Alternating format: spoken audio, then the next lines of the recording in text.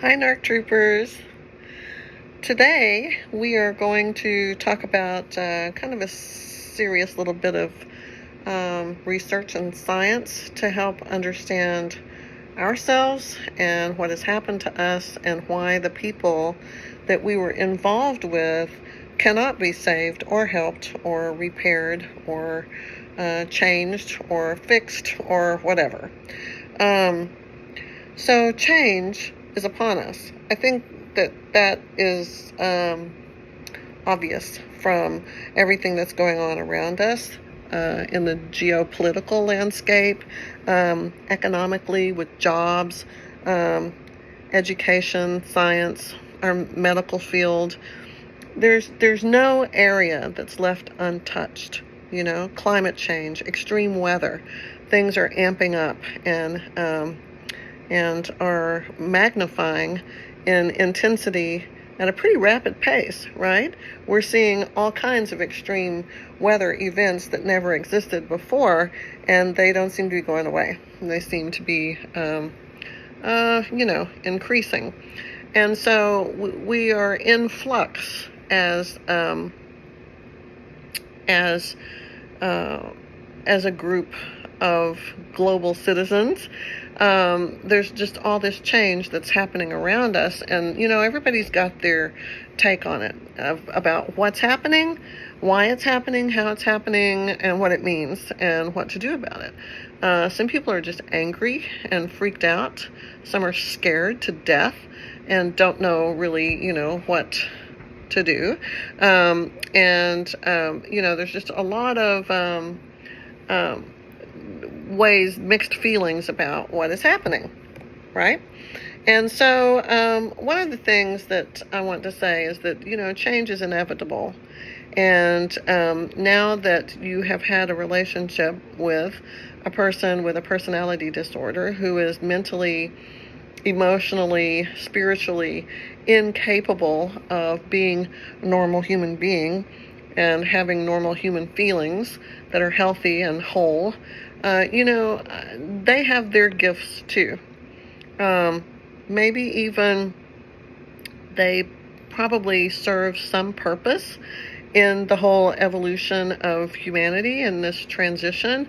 Some people call it the apocalypse. Some people call it an ascension to the fifth dimension, to a new earth. Some people call it World War III. I don't know. A lot of people have different ideas about what's happening and what it means.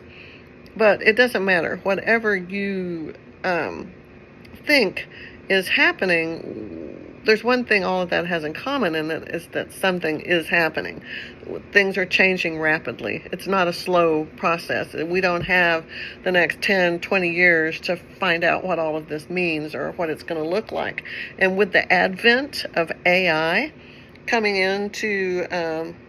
entering the scene, that's a game changer for sure, right? So I think we have to be prepared. So how do we think about this? I want you to think about that person who you were involved with and how invested you were in trying to hang on to them, not let them go, and fix them, help them, save them, change them, all of that. And I just want to express to you that it is a very complex psychological condition that is diagnosed with certain manifestations of the illness, and it is an illness, that prevent them from functioning in a healthy, productively, consistently moral kind of way. And I want to say something about that. I feel like there's just such a huge number of people who have lost their moral compass and who are floundering and drowning in this sea of ambiguity and anything goes, and whatever serves your highest self, do it, no matter how selfish, no matter how depraved or perverse, no matter how horrible it is. If it's what's best for you, then go ahead, do it, because you have to do what's best for you. That is a message that's out there right now that I don't agree with, and I think it's very toxic and very dangerous. We are not here just to do what makes us feel good. We are here to help each other. We are here to evolve and to have certain virtues that will carry us and lift us to a higher level of existence on the evolutionary scale.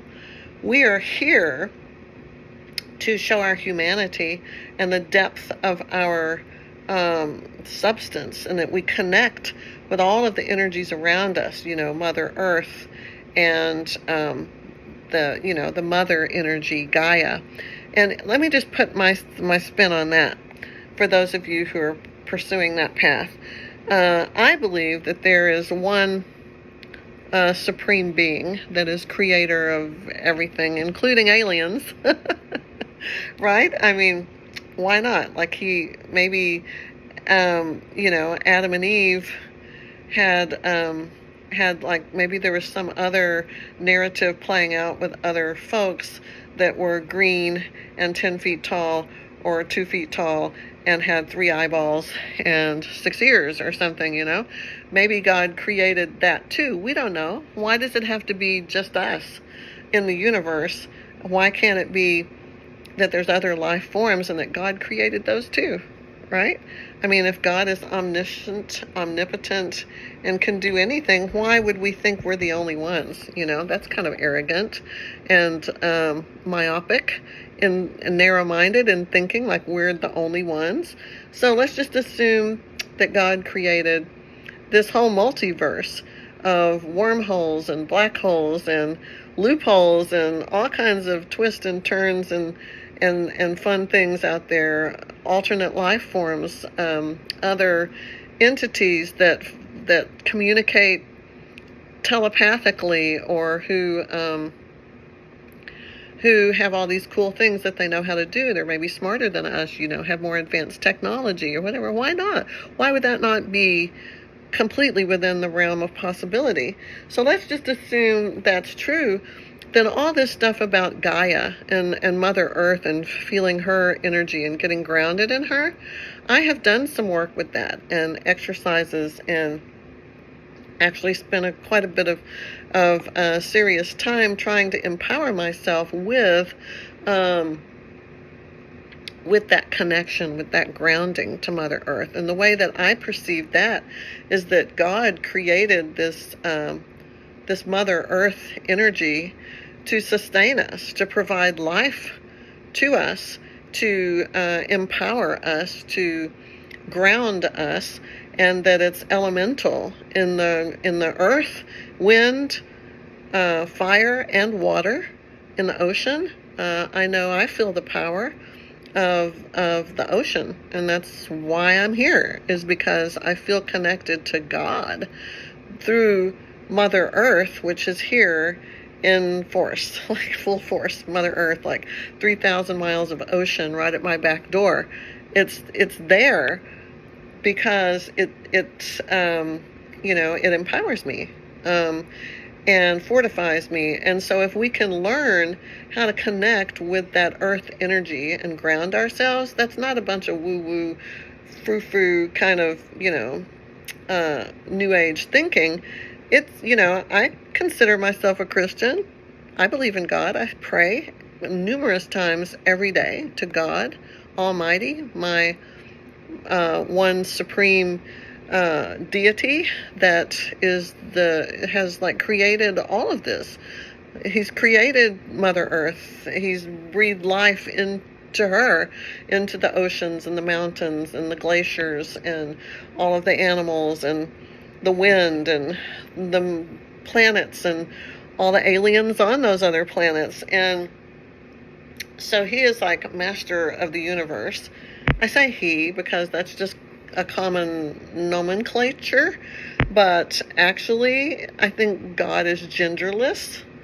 Could be not male or female, more like neither and both, and it doesn't matter. It's like an all presence of something that is, greater than just a gender. like, and you can put any label or name on that you want to. I don't want to get hung up on that, because I feel like we latch on to one thing and get hung up and stuck on it, like that's the one thing that matters, when really it doesn't matter. It doesn't matter. I don't think it matters.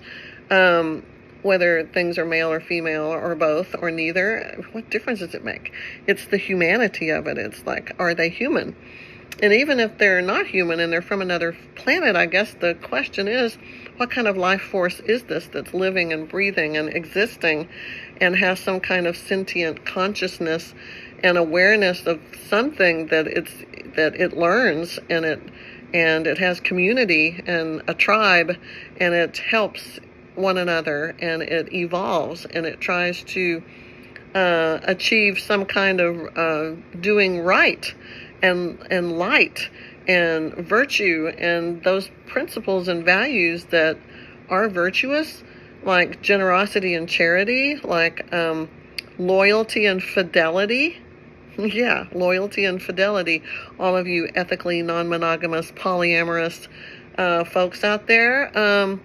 Yeah, I don't think you get to just make your own rules. I think that there are universal rules and laws that say that that we're here for each other in ways that we are loyal and have fidelity to one another. And the other virtues, just, that we're generous, and that we feel remorse when we hurt others, and we try not to hurt other people because it hurts us to hurt them. Isn't that what empathy is? Isn't that what the narcissist is lacking? And so we have these principles that govern us, that make us moral, ethical beings. And I think that if there are aliens, I'm hoping that they have some moral compass, some constructs of rules that they play by, so as that they're helping and not hurting, and that they have a do no harm kind of approach to being alive, and that they're trying to learn and do better and live a gentle life filled with honor and nobility and truth, and no manipulations and exploitations and trying to just get ahead, and capitalism and money and greed and none of that. Just plain existing in truth, existing in virtue, and loving deeply other human beings. I think is important for all of us. Now, we know that certain people with certain mental disorders, narcissists, psychopaths, probably sociopaths, or antisocials as they're called these days, probably have problems with that. They can do those things. And I want to say, you need to understand this is not a choice for them. It's how they are sort of wired backwards. It's like when everything's backwards. And so that instead of generating true, genuine feelings from the inside out, they look to the outside to bring those things inside and claim them as their own, after they've tweaked them and photoshopped them and altered them a little bit, and then they own them, and then they experience life through these internal snapshots and interjects in their own minds. Their experience in whatever reality means is nothing like a neurotypical's definition of what is reality.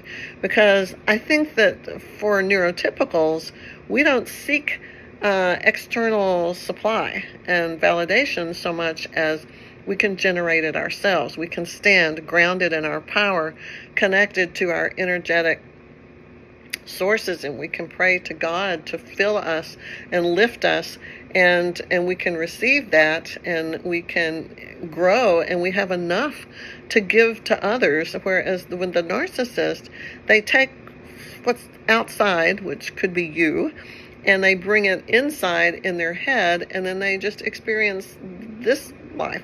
When they have some incongruency between reality and whatever fiction is in their head, they just make up a story that's going to be compatible with the fiction in their head. It's really important that you understand that, because you can't breach those boundaries. You can't storm the castle. You cannot get beyond those walls and speak truth, they can't hear you. They don't even speak the same language.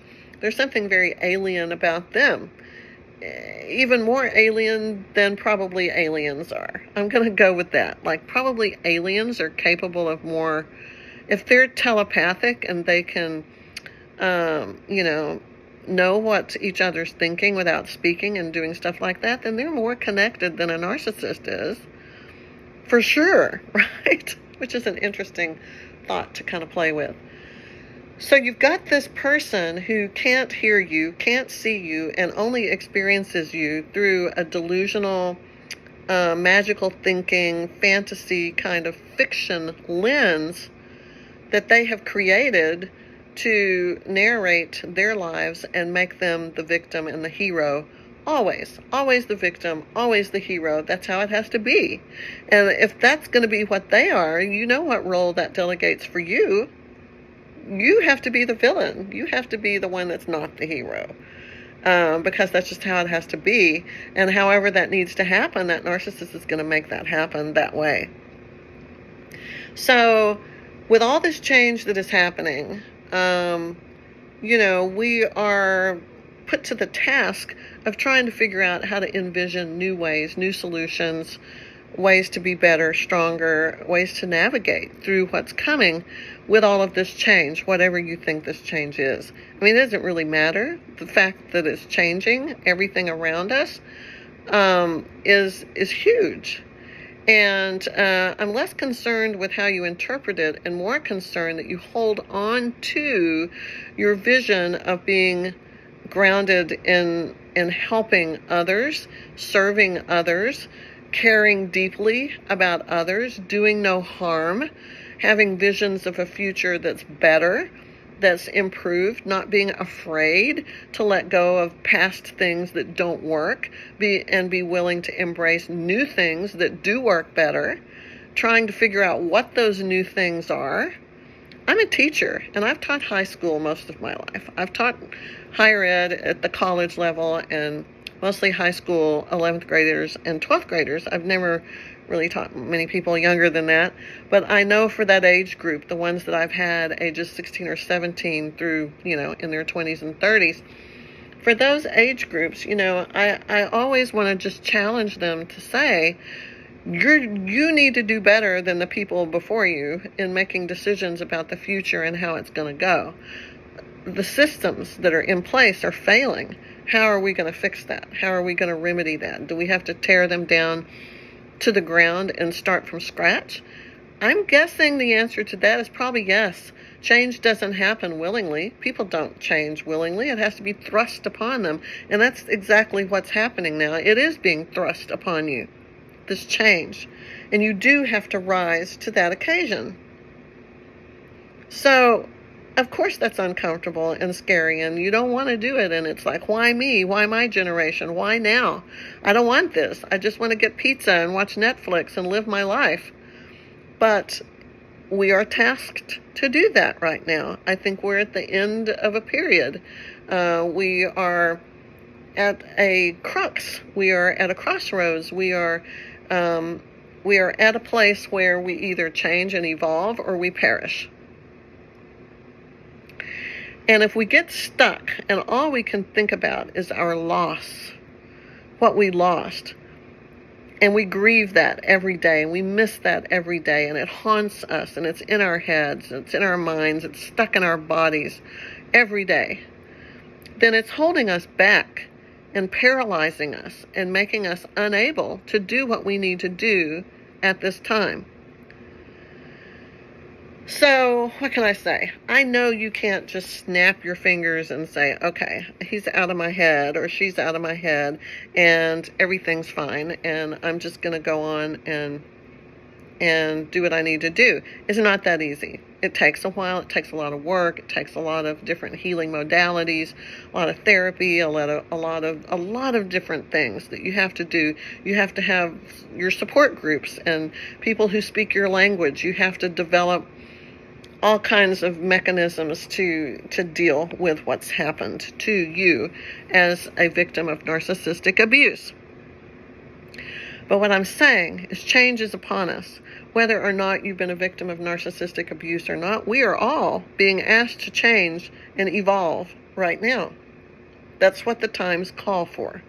And so, I don't know what the future is going to look like. I don't know if human beings are going to be able to pull this off or not.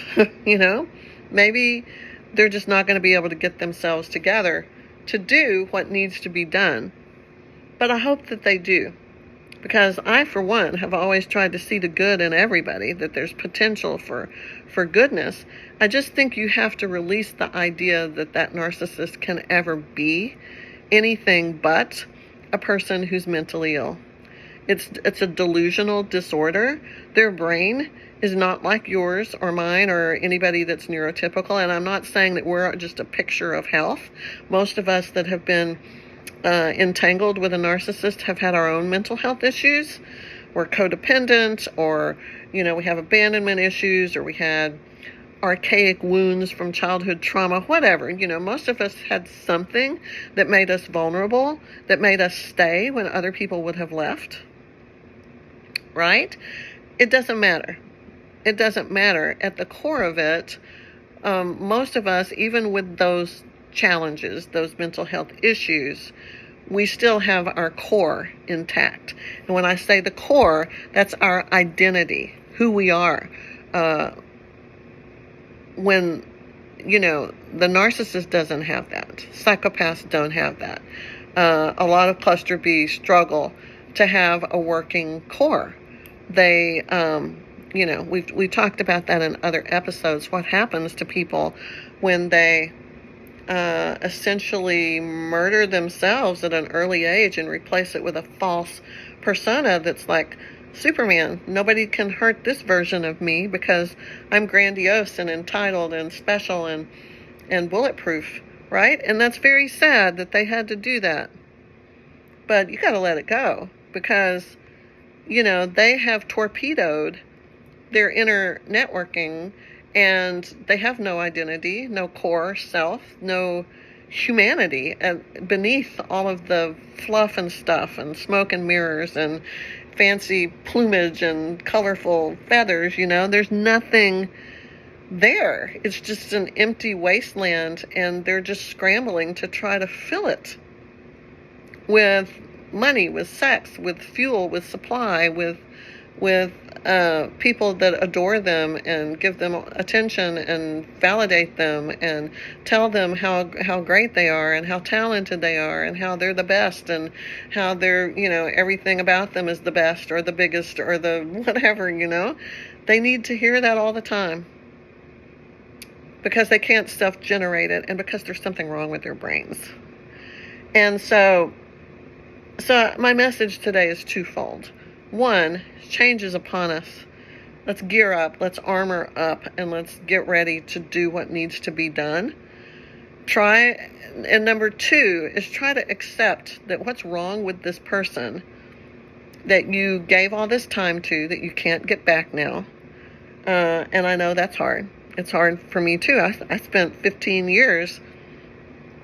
I've spent 4 years trying to get up off the ground. So altogether, that's almost 2 decades that I have lost because of this relationship with this person who had NPD. That's 20 years of my life. Pretty much gone. Just evaporated, erased, like I've been in a coma. And so, sorry about that. So I think what you have to do is just acknowledge that that's who they are, that's what's wrong with them, and that they're not going to be able to change that. It's, they're not okay. They can't be okay. There are so many things that we could get into about their brains, about their, the way they process information, the way they experience the world, the way that they're in an alternate reality. It's like they've already transcended to a new plane, left the rest of us behind, and they're living in some alternate universe already, I wrote an article a while back saying that maybe they're an adaptation of humanity's, all the things that plague us, that maybe the narcissist is the leaner, meaner adaptation, that you can't have feelings in the future. You just evolve to be like a automaton, like a robot, like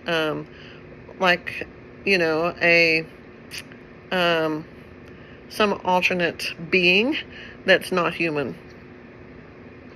So we accept that, and we get ready for change, and we move on. And I did a grounding exercise today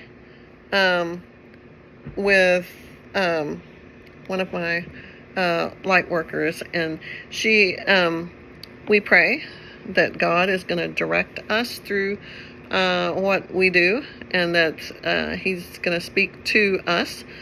And you know, I pictured myself in like a birthing position. You know, I sat in my bed with a pillow between my legs and pillows behind my back propping me up, and I grounded myself into the earth with my root chakra, and I brought in the light through the crown chakra, and I experienced the energy of the elemental parts of this world, this earth, with the winds and the ocean, the water, and the earth and the forest and the fires and the purification of those fires, and all of those things swirling around me, fortifying me, and me experiencing my own self in that context, that I have birthed